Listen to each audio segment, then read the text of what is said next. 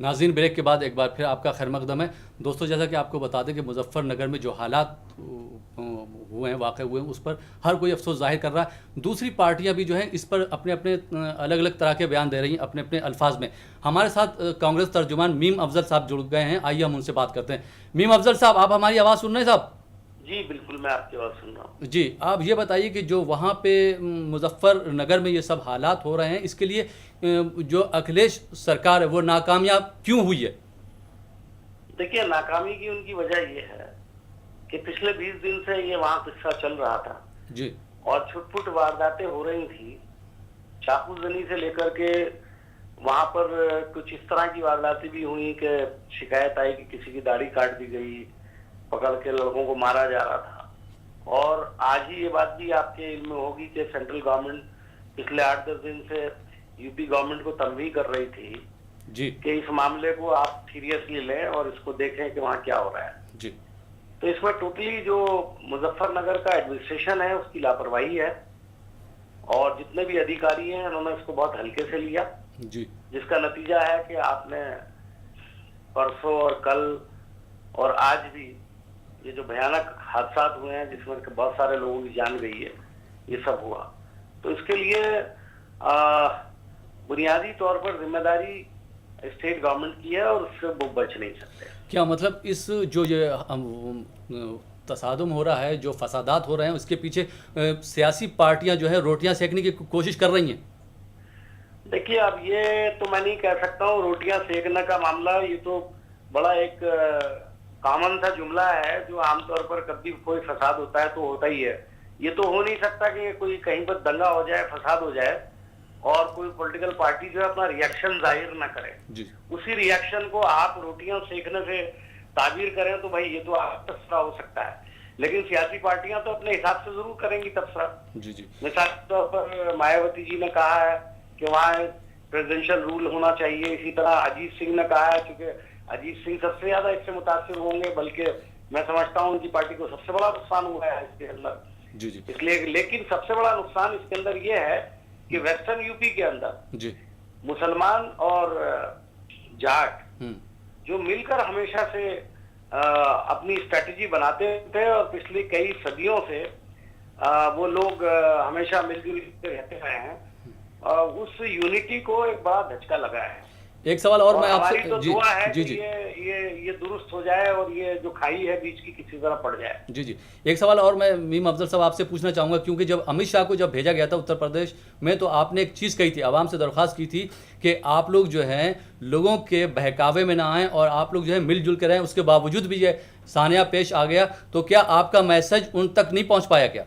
देखिए, मैं आपको एक बात कहूँ कि आपने मेरा मैसेज उस वक्त देखा होगा और अभी जब परसों ये दंगा हुआ और मुझसे पहली बार किसी ने रिएक्शन लिया तो मैंने ज्यादातर टीवी चैनल्स पर यही बात कही थी कि अमित शाह के जाने के बाद ये नहीं होता तो ज्यादा हैरत होती। और ये अमित शाह के जाने के बाद ही हुआ है। भारतीय जनता पार्टी का हम समझते हैं कि इसके अंदर बहुत बड़ा रोल है और 4 MLA भारतीय जनता पार्टी के वहां मौजूद थे कैंप में और उनके खिलाफ कार्रवाई हुई है और उनके खिलाफ बाकायदा वारंट निकल गए हैं और उनको अरेस्ट करने के लिए उत्तर प्रदेश की सरकार अब दौड़ रही है।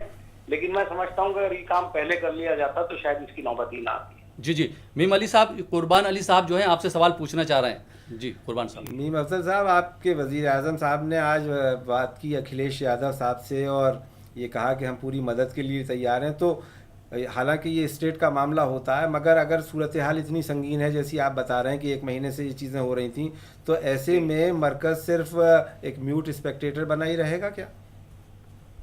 नहीं कुर्बान साहब, इसमें स्पेक्टेटर वाली बात नहीं है और अगर कहीं भी ऐसा वाक़या होता है तो मरकज़ की जो जिम्मेदारी है वो उसको पूरा करता है। लेकिन आपका इशारा जिस तरफ है, मैं समझता हूँ कि आप खुद भी ये मानेंगे, बड़े पुराने जर्नलिस्ट हैं, कि अभी वो स्टेज नहीं आई है कि आप एकदम ये कहना शुरू कर दें कि वहाँ प्रेसिडेंशियल रूल लगा दिया जाए। प्रेसिडेंशियल रूल ना लगाएं आप, लेकिन मीम अफजल साहब आप जानते हैं, आप वहाँ से इलेक्शन भी लड़ चुके हैं मेरठ से, कि वहाँ देहातों में ये फैल रहा है और शहर में तो आप कर्फ्यू लगा करके कंट्रोल कर लेंगे। जब आपने आर्मी भेज दी तो अभी किसी और चीज़ का इंतजार है? नहीं, अल्लाह का करम है कि आज जो सख्ती हुई है, प्राइम मिनिस्टर ने बात की है और वहाँ कुछ बड़े अफसरान के तबादले हुए हैं। उसके बाद से आज कुछ थोड़ा सुकून हुआ है, हालांकि एक आध वारदात आज भी हुई है, अब मेरे इल्म में आया है, लेकिन मैं फिर भी समझता हूँ कि आज आपकी काफी आपकी कंट्रोल जानकारी के लिए मीम अफजल साहब, मुजफ्फरनगर ज़िले का लोई गांव है और जी। वहाँ मेरी अजीज़दारी भी है। वहाँ 10,000 मुसलमान जो कुर्बो जवार के गांव के हैं वो इकट्ठे हैं, दहशत की वजह से वहाँ आकर के उन्होंने पनाह ली है। और पूरा जी। जो दिल्ली शाहदरा से लेकर के और सहारनपुर तक जो ये रेलवे लाइन और सड़क जाती है, इसके जी। दोनों तरफ जो आप जिसका इशारा आप खुद कर रहे थे कि दाढ़ियाँ काटी जा रही थी, बुर्कापोश औरतों को छेड़ा जा रहा था, वो सिलसिला अभी भी बदस्तूर जारी है। तो वो सिचुएशन बहुत ज़्यादा वोलेटाइल ना हो, इसके लिए मरकज़ी हुकूमत कुछ करेगी? देखिए, मरकजी हुकूमत आप भी जानते हैं कि बराह रास्त इस तरह की मदाखलत नहीं कर सकती, लेकिन स्टेट गवर्नमेंट ने फौज मांगी और वो फौरी तौर पर दे दी गई। अब उसका इस्तेमाल ठीक ढंग से हो रहा है और मैं समझता हूं कि इस पर कंट्रोल होना चाहिए, और नहीं होगा तो जाहिर है फिर सेंट्रल गवर्नमेंट को जो करना है वो जरूर करेगी। जी जी, मीम अफजल साहब बहुत बहुत शुक्रिया कि आप हमसे जुड़े और आपने इतनी सारी इन्फॉर्मेशन दी। जी कुर्बान साहब, जो एक सवाल था कि ये एडमिनिस्ट्रेशन उत्तर प्रदेश में क्यों नाकाम रहा, क्या वजूहत है? देखिए, घोड़ा जो है वो अपने सवार को समझता है और जानता है जी और अगर सवार कमज़ोर होता है तो यही सूरत हाल होती है। अगर एडमिनिस्ट्रेशन के साथ सख्ती की गई होती, उन्हें ये तंबीह की गई होती कि इसके लिए आप सीधे तौर पे ज़िम्मेदार ठहराए जाएंगे, जो कि कई कमीशंस ने अपनी रिपोर्ट में कहा है, सच्चर कमीशन की रिपोर्ट में भी कहा गया है कि फसादात को रोकने के लिए, उस पर काबू पाने के लिए ज़रूरी है कि एडमिनिस्ट्रेशन के नकेल डाली जाए। वो नकेल नहीं है। आपने डिस्ट्रिक्ट मजिस्ट्रेट, SSP और जो दूसरे लोग हैं, पता नहीं मीम अफजल साहब किस बिना पे कह रहे थे, मेरी जानकारी में तो सिर्फ एक अफसर का तबादला हुआ है और वो DIG सहारनपुर रेंज है। तो जब तक आप इनको हटाएंगे नहीं और वहाँ नए अफसर इस तंबी के साथ भेजेंगे कि भाई अगर फसादात हुआ, कुछ लोग मारे गए, तो आप सीधे तौर पे इसमें जिम्मेदार होंगे, आपको इसकी सज़ा दी जाएगी। आप देखिए एक दिन में फसाद रुक जाएगा। ट्रांसफ़र तो हो रहे हैं, क्योंकि सहारनपुर का जो पुलिस कमिश्नर है उनको भी बदल दिया गया, ट्रांसफ़र का तो ऑर्डर आ गया। अब ये कब एक अफसर का, DM और SSP जो पूरी तरह से जिम्मेदार होते हैं ज़िले के लिए, आप उनको कीजिए। क्यों उसने 1 महीने से इस किस्से हो रहे थे और 1 हफ्ते से वाक़या हो रहा है? 2 जगह फसाद हुआ है। शामली कस्बे में 4 लोग मारे जा चुके हैं, मुजफ्फरनगर में 10-12 लोग मारे जा चुके हैं, और जो देहात में है उसको कुल मिला करके अब तादाद 32 से ज़्यादा हो गई। जी जी, ताज़ा तरीन सूरत है। और अभी भी खबरें आ रही हैं कि जो देहात में किलिंग्स हुई हैं वो रिपोर्ट नहीं हुई हैं पूरे तरीके से, तो ये तादाद और ज़्यादा बढ़ेगी। इसलिए ज़रूरी है कि उस पूरे ज़िले में आर्मी का फ्लैग मार्च हो, रैपिड एक्शन फोर्स तैनात की जाए, और जिन जिन गाँव में लोग खौफ हिरास के माहौल में पनाह गुज़ीन हैं, दहशत में डरे सहमे बैठे हुए हैं, उन्हें तहफ़्फ़ुज़ दिया जाए। जी, वहाँ पे जैसे आपने बोला रैपिड एक्शन फोर्स भी है, PAC भी लग गई। PAC क्या का आप देखते हैं रवैया किस तरह का रहता है, एक फ़िरक़े को बचाता है, दूसरे फ़िरक़े को करता है। तो वहाँ पे जब PAC, CRPF, RPF ये सब जो लग गई हैं, तो आपको क्या लगता है कि वहाँ पे हालात जो हैं वो दोनों कम्युनिटी के साथ एक सही होंगे? जो रिपोर्ट्स आ रही हैं वहाँ से राइल साहब, वहाँ वो ये बताती हैं कि ये शहर में हो रहा है।